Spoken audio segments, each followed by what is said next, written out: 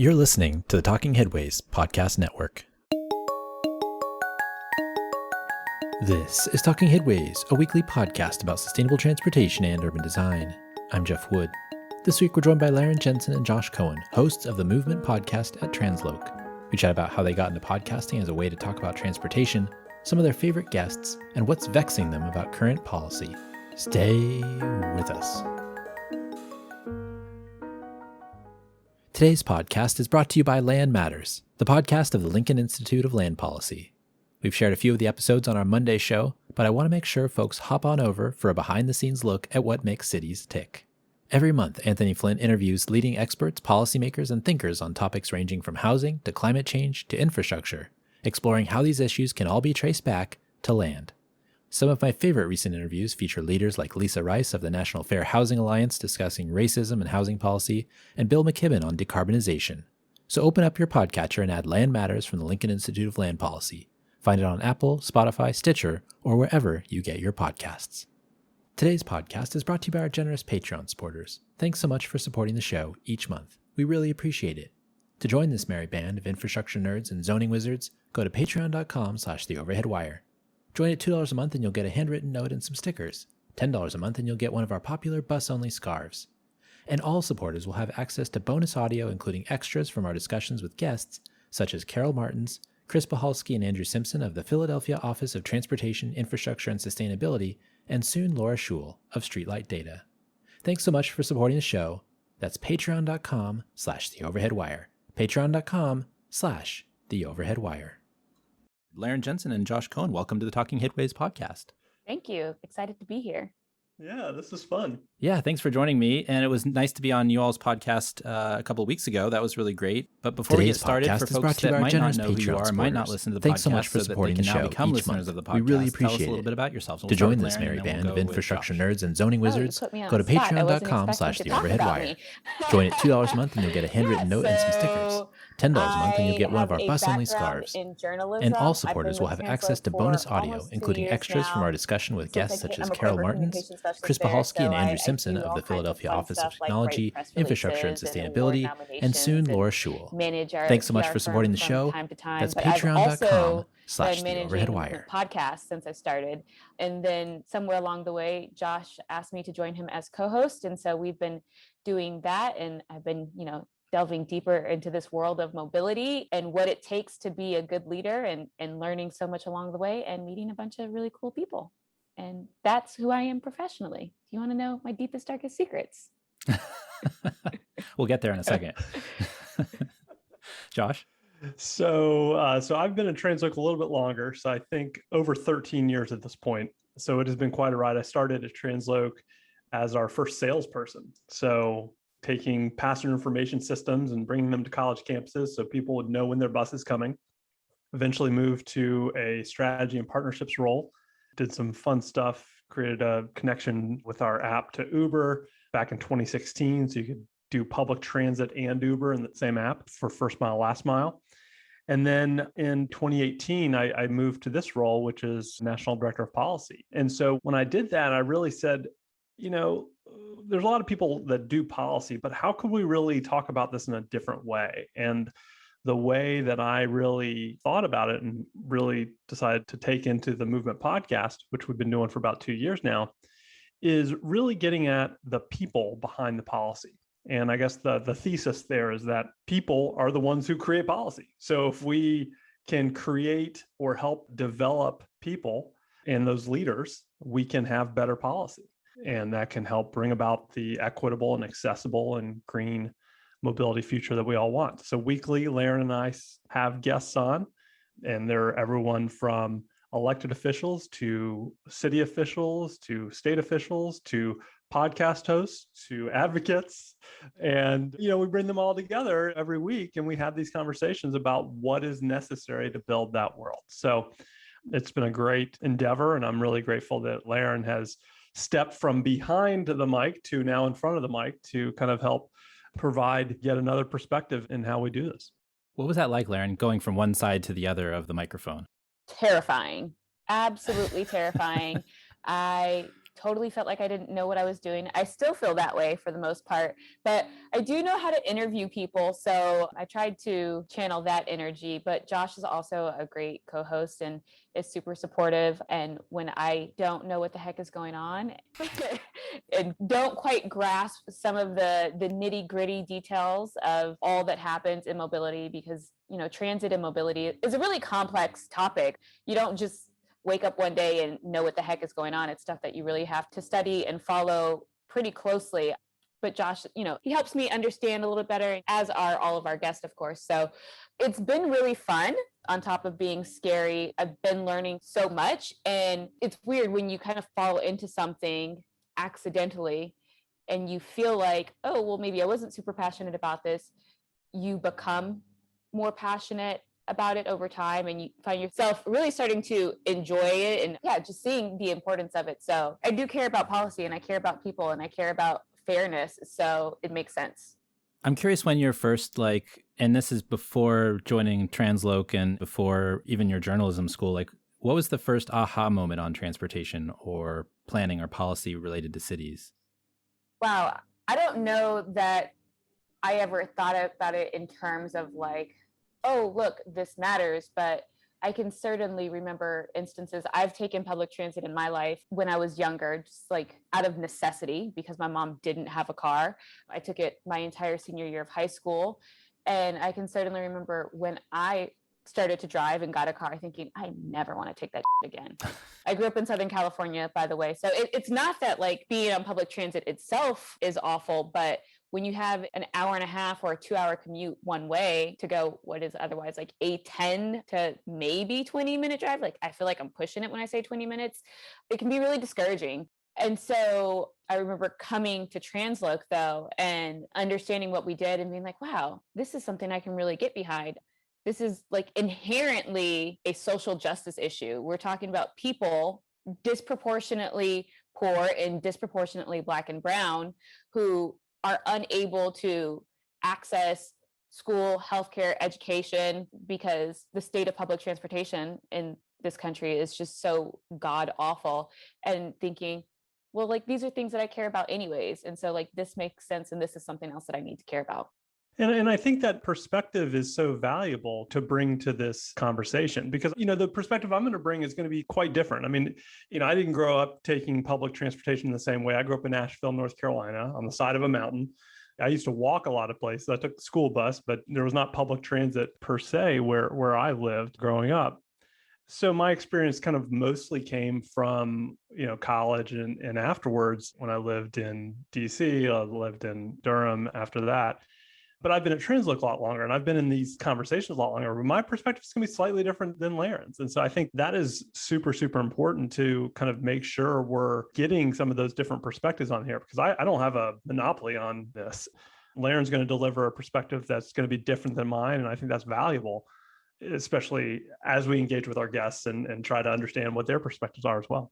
Yeah, I think that's really important. And you all just had Chrissy on. Mm-hmm. That's why I like having Chrissy on the show and Tracy McMillan and others to come on the Monday show specifically. But also, it's kind of why I almost, for the interview show for Talking Headways, I like to just kind of stay out of the way for the most part and ask questions and then have my guests answer and talk and all that stuff because, I'm now, I guess, middle-aged.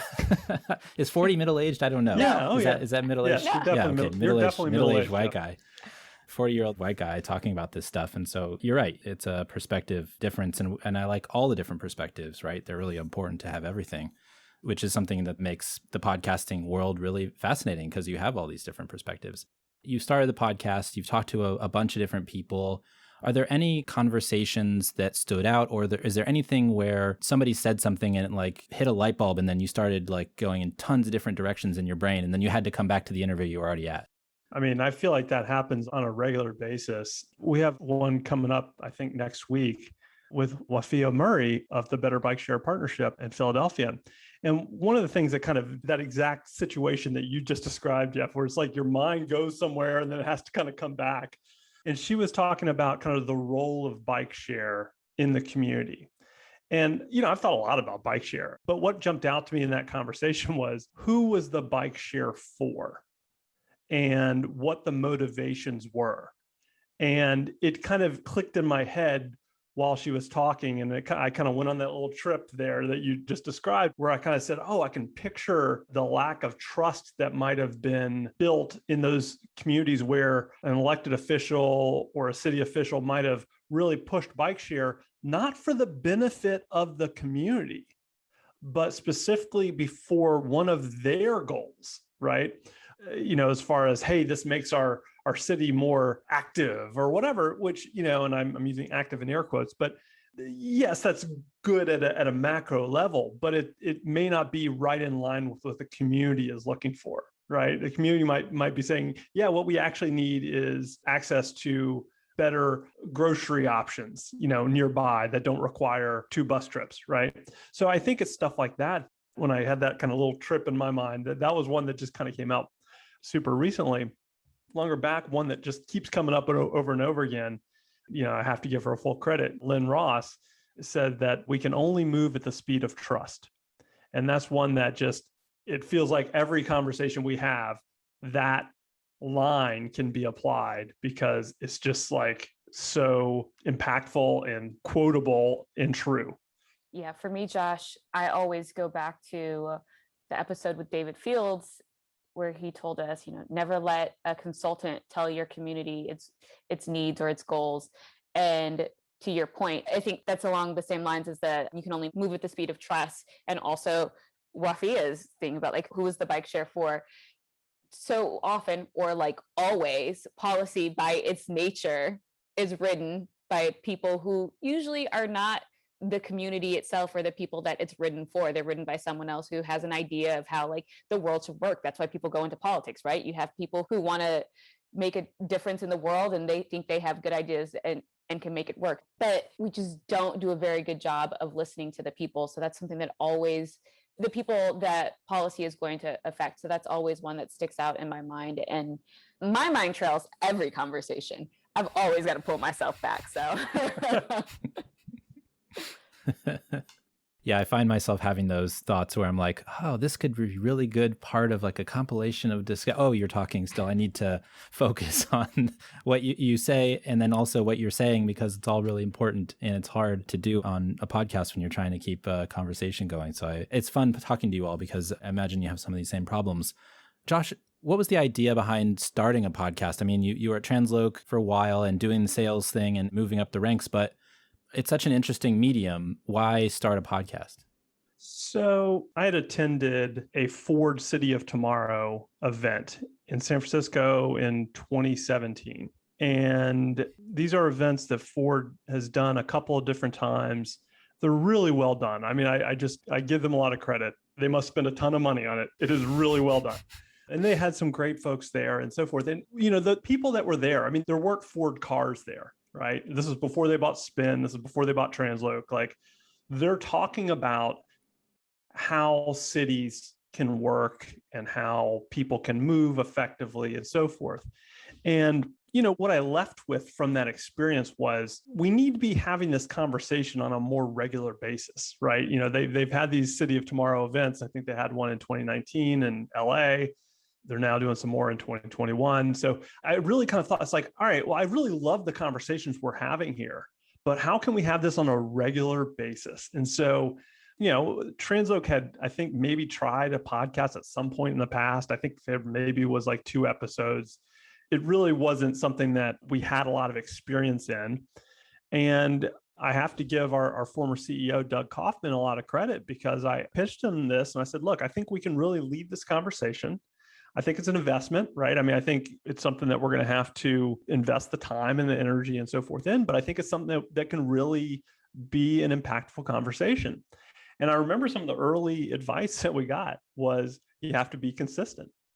And, certainly with that first podcast, I think Transloc had done, I think we'd done 2 or 3 episodes and then it kind of languished, I think, because there wasn't really a good foundation behind it. So I really took some time. I actually spent probably several months thinking about, all right, what do we want to accomplish?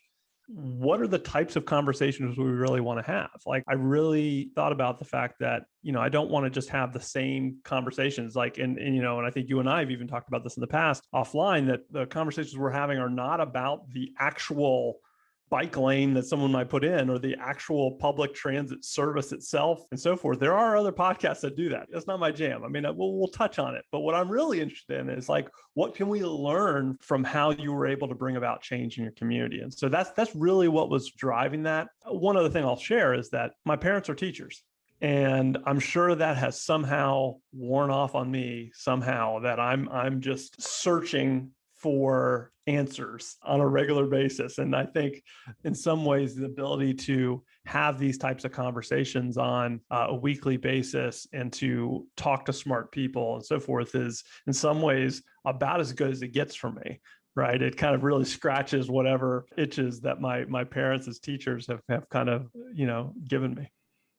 And that's why you and Lauren must get along really well, because I read an interview with Lauren where she said that the reason why she got into journalism was because she liked learning and, going in that direction. So it makes sense that you two would kind of gravitate towards doing this together, I imagine. Yeah. I never thought of it that way, but absolutely. And you did some good digging, Jeff, because that is exactly why I got into journalism. I told you. Yeah. But journalism is a super hustle. The other upside to teaching is summers off. I wanted to be a professor originally. I like the college pace of life. You still can.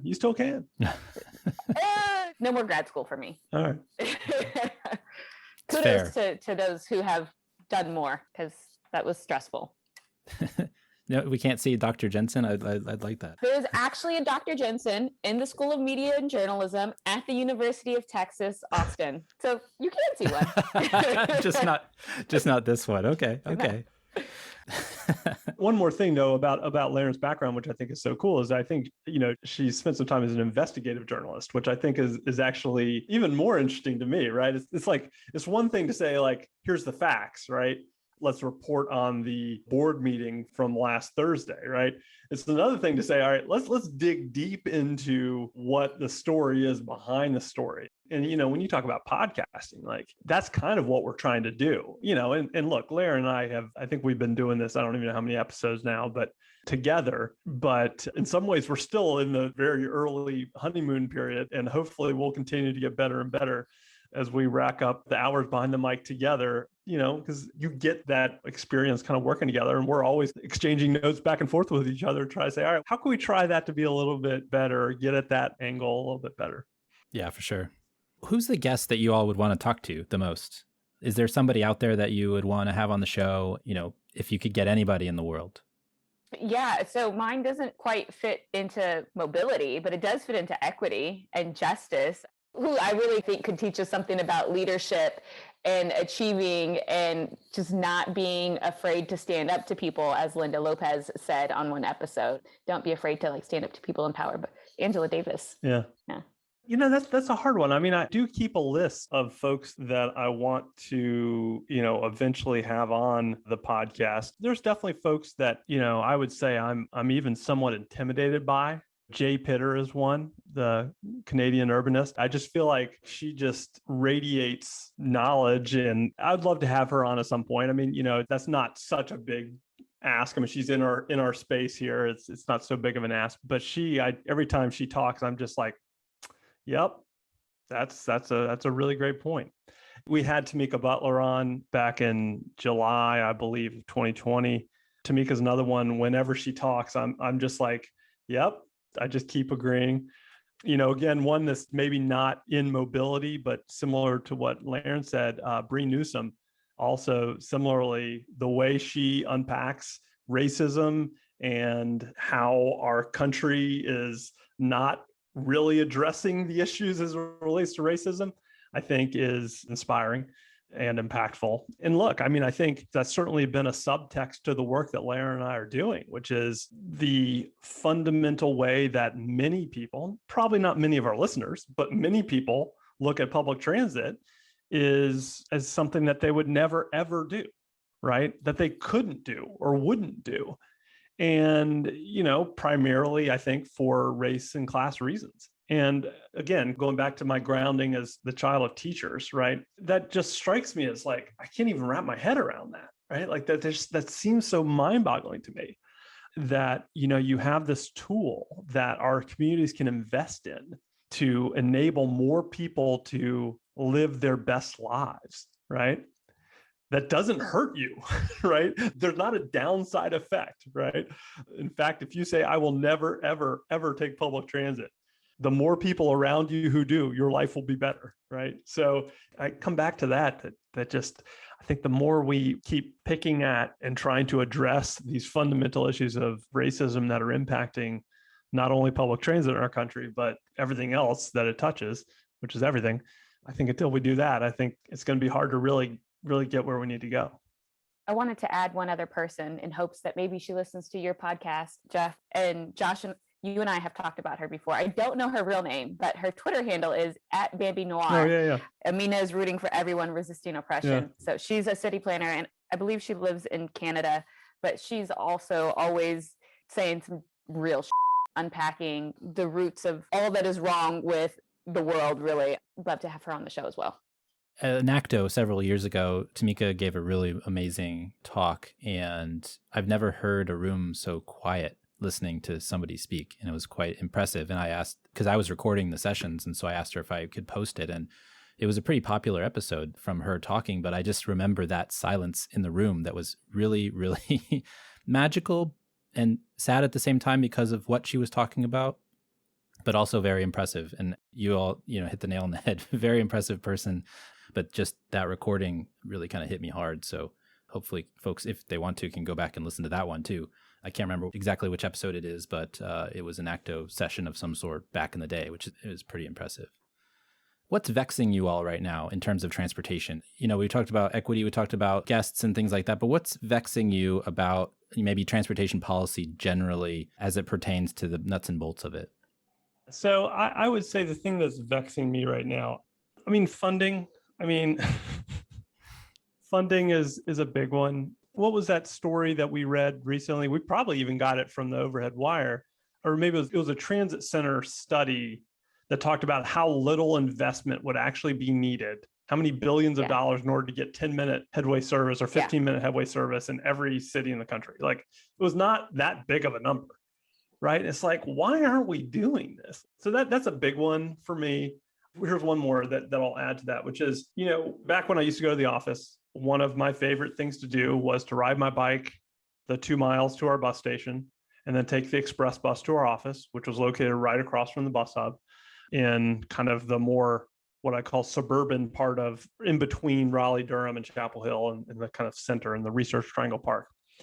And as I sat on the bus and we're on our congested state highway, a limited access highway connecting downtown Durham to RTP, I look around and I say, people aren't going to get out of their cars unless they're just idiots like, me. And they're just like, of course, I'm willing to pay a time penalty because I want the fresh air. I want the experience of kind of sharing community with other people. I want the benefits to the environment, and so forth. But we can't accomplish that just on one-offs, right? With one-off crazy people like me saying, yeah, sure, I'll ride my bike. I'll get sweaty on the ride there. Then I'll get on the bus and it'll take longer, blah, blah, blah.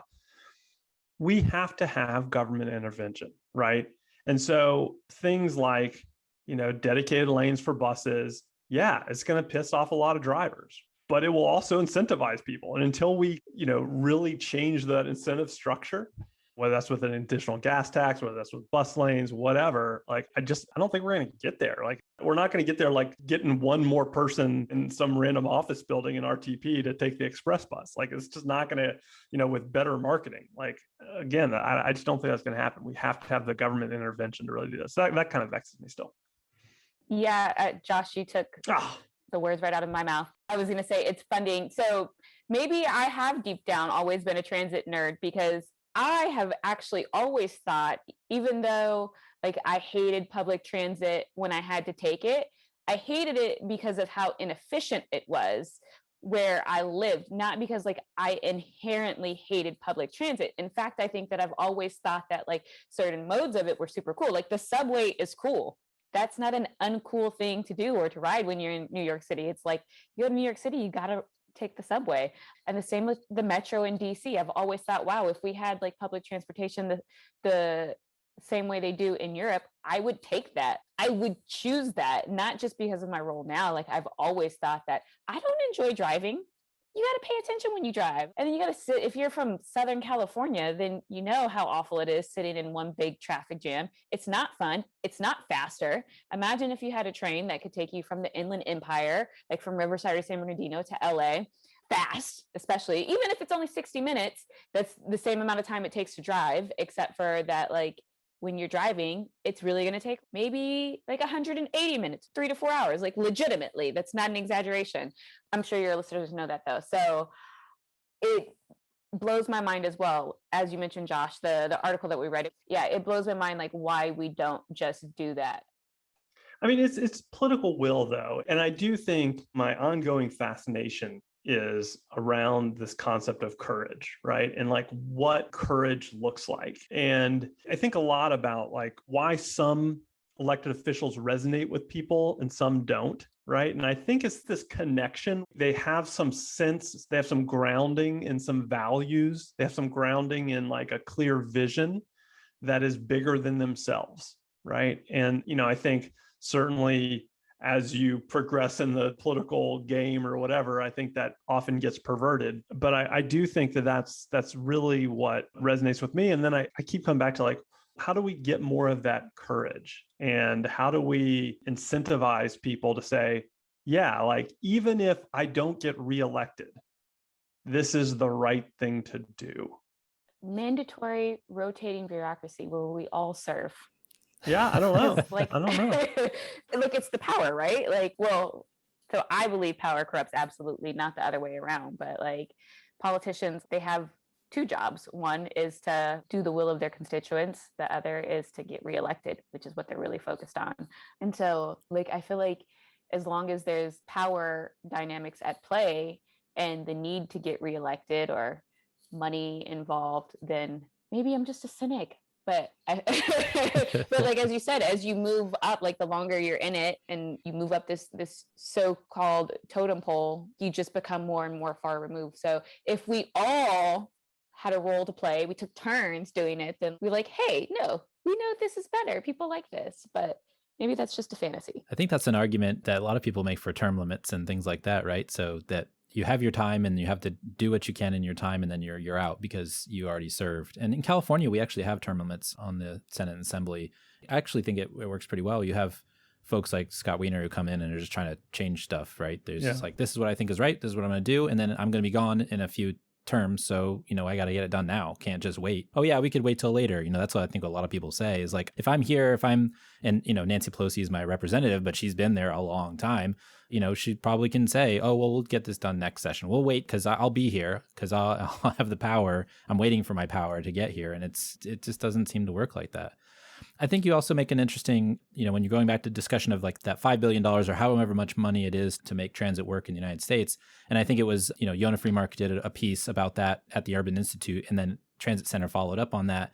I think it's really interesting to think about convenience versus efficiency and thinking about, one thing is convenient. We trade the convenience for the efficiency, right? So you have the drivers who are like, okay, well, this is really convenient, but it's not super efficient. We have to park our cars. We have to pay our insurance. We have to make sure that we have, $10,000 a year to pay all this versus transit, which is efficient, but not maybe convenient, right? So we're making these trade-offs, but right now, because we're not making those big investments to make the convenience more important than the efficiency, we're kind of in this war between the two modes, which doesn't really need to happen. I think there's something there where we can, kind of make it more, if I don't want to use efficient for that, but, but, kind of optimize it, I guess is the word I'm looking for. And that goes back to your political will statements as well. I mean, this is a question that I was going to ask you because yesterday I read a piece about Breckenridge, Colorado, where 86% of the population likes their open streets plan. 83% of the businesses along the street like their open streets plan, but they are deciding not to do it because, they're worried about filling up 120% of the occupancy in the restaurant and then they can't get workers. Well, it's like, you can get workers, you just have to pay them more. You can get workers, you just have to have more affordable housing. This is not a street problem. This is not an open streets problem. It's the same with BRT and dedicated lanes and all this stuff. It's all about political will and making decisions that people want versus making decisions that are kind of politically hard. Yeah, no, I think you're right. And I think that The folks that can highlight that, I think, that distinction, and I think are the ones who are likely going to be effective, right? Who can say like, look, this is the trade-off we need to make here, right? Hey, restaurant, if you make this compromise, this will be one of the benefits, is that I think it'll pay off down the road, right? All these strings are all connected, right? I mean, I feel like that's probably the hardest part about doing the work Laren and I are doing, is that, look, this is transportation, but again, it's not, right? It's bigger than that, right? Transportation is impacted by all these other decisions, right? And, and obviously the easy one is housing and density and so forth. But again, we already touched on racism earlier, right? And that touches this as well, and class and gender and so forth. So all these things are, when you start pulling on these strings, and we're pulling on some of those strings, right, on a weekly basis, I think that's kind of what makes it so hard, because it's not just a transportation problem we need to solve. Yeah, I think I would call it, maybe it's not housing, maybe it's not transportation, maybe it's just civilization. Yeah. Maybe this is kind of the ongoing tension of any civilized society, right? I guess in an uncivilized society, we'd have different problems, but I think that's definitely an aspect. And, I do believe that there are good elected officials. I do believe there are good city folks. And by and large, everyone I meet is generally kind of trying to do the right thing. I do think that there's these larger pressures that kind of undermines some of these things, and trying to get at them is maybe the real tricky part. But I do believe, and this is one of the things that Laren mentioned earlier, that, I do believe the answer is through the community, not for the community, right? And, I think where cities and communities get in trouble is when they say, we want to do this for someone else, not with someone else. That's really an ongoing theme that comes up on a regular basis with our guests. I want to go a little bit silly now. What's your favorite transportation representation in a cartoon? Favorite transportation representation in a cartoon? I would probably say Mrs. Frizzle's school bus. All right, you have to explain that to me, because I'm not sure of the reference. What is it? I think it's Magic School Bus. Is that Magic School? Okay, yeah. I got that one. Yeah, Magic School Bus. The kids watch the DVDs or something. I don't know. Yeah, Magic School Bus. And I'll tell a cute story here real quick. The first day of work of one of our colleagues, Kat Keeley, several years ago, was on Halloween. First day of work. And we told her that we were, you're encouraged to dress up for Halloween. We're a fun workplace, right? And she shows up on her first day of work dressed as Miss Frizzle with like a custom, like Miss Frizzle school bus logo on her like jumper dress or whatever it was. Like, and it was just like, wow, like you not only like dressed up, it was like your first day and you went all in. Like, I just give her full props. So I've always been impressed that on her first day of work, she was like, I am in. So anyway, Miss Frizzle school bus, Magic School Bus. I don't watch cartoons. Oh. I mean, I don't know that you guys do, but I mean, I watched one last night, so that's... I don't know, like Scooby-Doo had a van, right? Or like someone in the cartoon had a van, and multiple people were in that, so that's good. There was also Scooby snacks in that van too. Low per capita emissions, right? Yeah. I legit haven't watched a cartoon in so long. It was the van I full. wouldn't even know. The van full. Yeah. The Jetsons, they fly, don't they? Why haven't we gotten to flying cars yet? Oh, we don't want flying cars. That's a good equitable question, or inequitable question, I should say. Yeah. I think a lot of people would maybe say like Miyazaki's cat, the cat that's a school bus or a bus type of thing. Maybe Richard Scarry's, maybe those aren't cartoons, but those are like, kids' books type of thing. I'm always fascinated. So last night, actually, I was watching the Clone Wars spinoff, The Bad Batch, which is part of the Star Wars universe. I'm a huge Star Wars fan. May the 4th be with you. May the 4th be with you. And I'm always fascinated by ships and transports and all that stuff, and when they can go to Coruscant, which is the city planet, right? And all of the stuff that happens there from an urban perspective, like where they have elevated bus routes and space lanes and transports there. It's just fascinating. Tubes. If you go to like Futurama, there's like the tubes, right? So just like kind of fun, crazy ideas that they come up with from these futurist ideas of what might be in the world that we're watching, but then also maybe in our world in the future. I think that's fascinating. Yeah. You mentioned the office and going in and, seeing all of your colleagues. That's one of the things I kind of miss about working from home. And I think being self-employed myself is that I don't have that office to go to anymore and I don't get to pop in. Are you all missing that while you're in your homes? And have you been to the office? And what's it like generally when you all are in the office together? Do you kind of like pop your heads around the corner and say, hey, I have this thing I want to talk to you about? Do you kind of miss that stuff? There's no corners. We have an open office. So I look over to my right and there's Josh Cohen.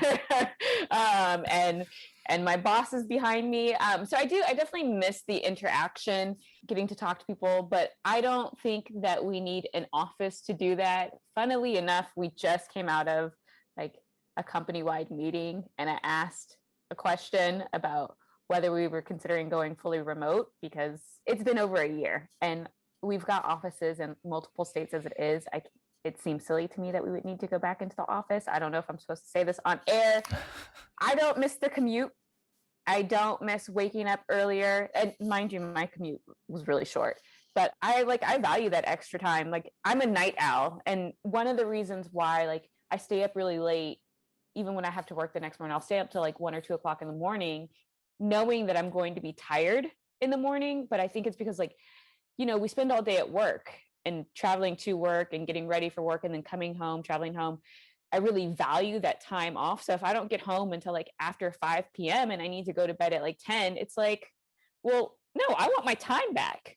So I do miss the human connection, getting to talk and see people, but I think that can be accomplished outside of work hours, just if other things were open. But I'm with you. I mean, I'm a night owl too. And I think I might have one of those, what's that thing called phase shift or something like that, where your body's like on a different circadian rhythm than other people. I really think that what I have, I mean, I've never had it scientifically tested or anything, but I do know that when I had 9:30 meetings, I was the grumpiest person in the office. But when I could come in at 10 or 11, and even now I start work at 11 and go till like 6, 7. And then, staying up is a way for you to kind of, like you said, reclaim your time. And then, people do that. They'll tire themselves out because they want personal time that they didn't get during the rest of the day. It's something that psychologists have talked about a lot. That specific issue is people they'll stay up even to their own detriment because they know that like this is their own mental space. And it's a trade-off, right? It's like kind of one of those things. But I appreciate that too. I feel actually when I stopped working at the office, I feel like I got healthier because I could go on my own schedule and my body wakes up when it wakes up and I go to sleep when I go to sleep. And, my body tells me what to do and not some clock. So I'm also, love daylight savings, keeping it the same the whole year round. I'd rather not change it, those types of things. So these things affect all of us crazily.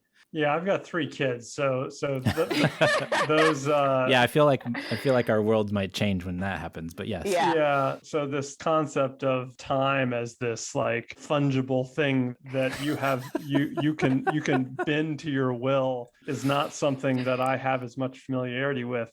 But so I'm the exact opposite of you guys. I get up early, and that's when I get my me time to meditate and to read and to write.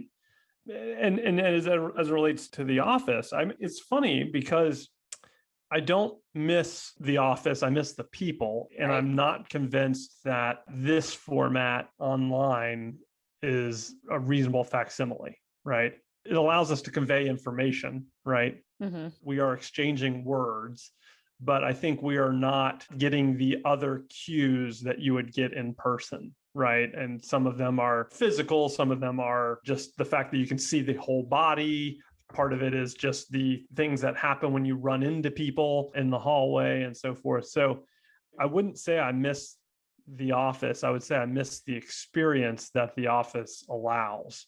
I actually really miss business travel too. I mean, I didn't actually travel that much, again, because of 3 kids, but I do consider it like my way to get fresh water into the pond. And I feel like without that, I've had to really mindfully figure out ways to how do I get fresh water into this pond? Because otherwise I worry that, to do the type of work that I think all three of us have to do, it's not just your own stuff, right? And again, to me, that's not just a primarily factual thing, right? I can't just read it, but I have to partly experience. So I miss that travel.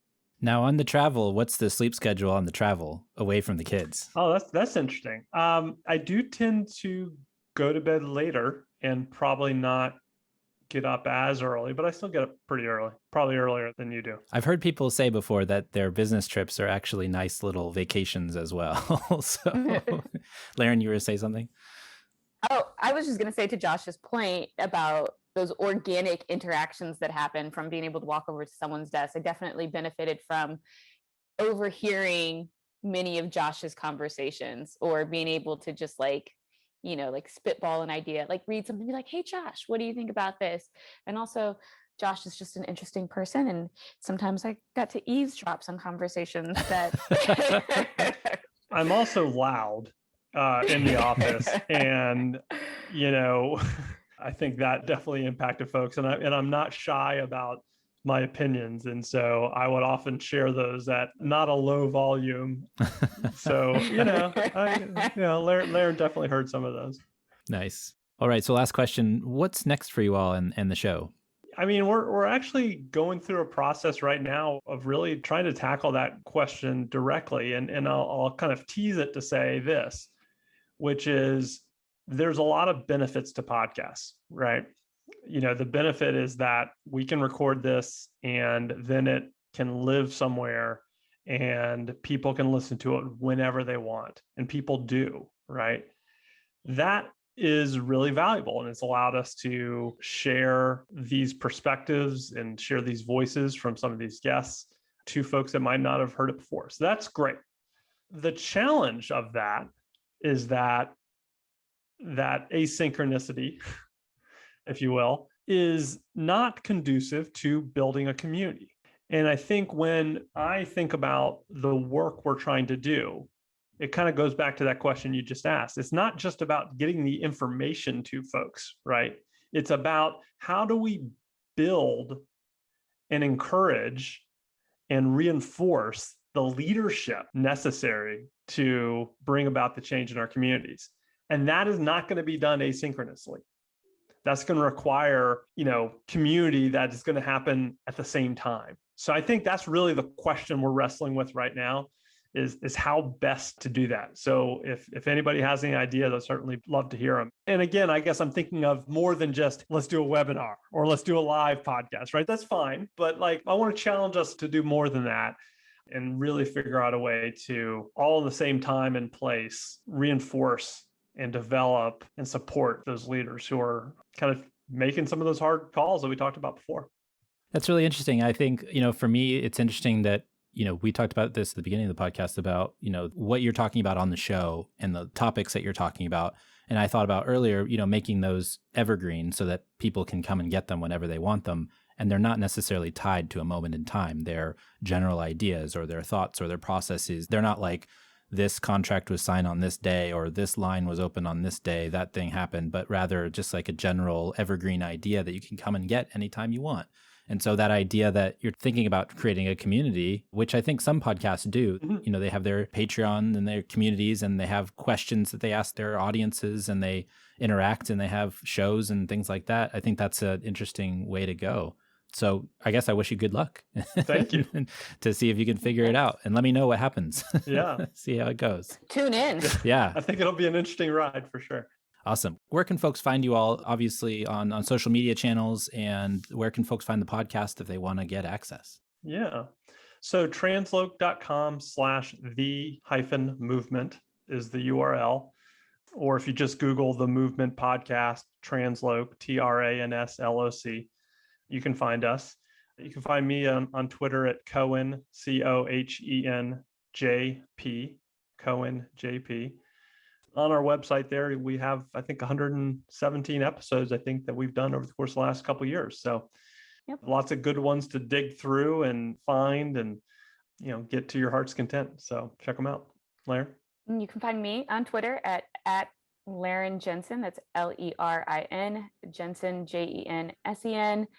My Twitter is only interesting sometimes because I have a love-hate relationship with Twitter. There's so much good information and there's so many self-righteous people. Fair. Yeah.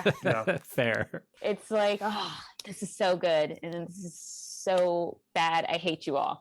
But I'm learning. I'm getting there, I think. I'm with you, though. I mean, when Twitter is like amazing at like, if there is something going on to like get detailed information quickly, on the ground kind of stuff is fascinating. But then when you get in these like recursive like spats or things about stuff that's just not important, that you're right, it does make you want to ram your head through a wall.